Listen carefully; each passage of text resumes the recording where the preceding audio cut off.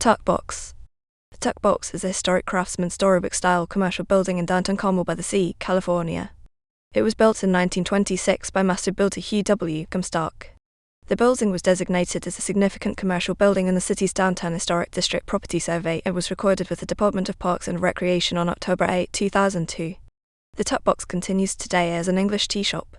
History. In 1926, Hugh W. Comstock designed and built what would be later called the Tuck Box, located on Dolores Street between Ocean and 7th Avenue. The Tuck Box is a 1 1/2 story steep gabled shingled roof, wood frame fairy tale craftsman-style commercial building in Carmel-by-the-Sea, California.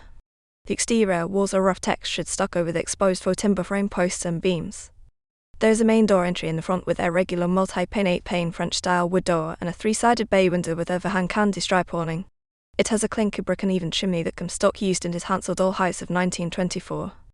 Carmel stone is used below the front bay window and a gate on the right leads to a central courtyard.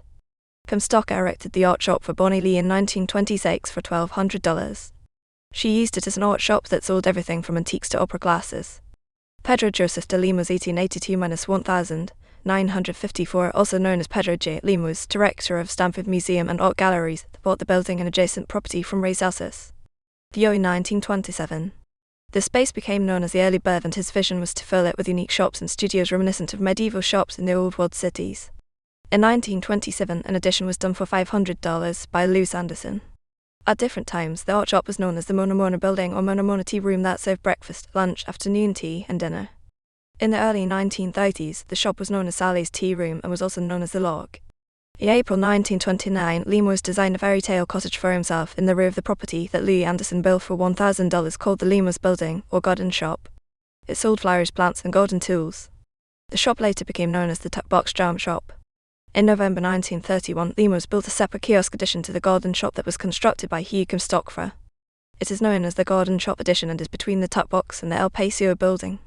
In 1932, the shop was the Tyler bookshop that sold new and old books, some of which were displayed in the 3-sided bay window.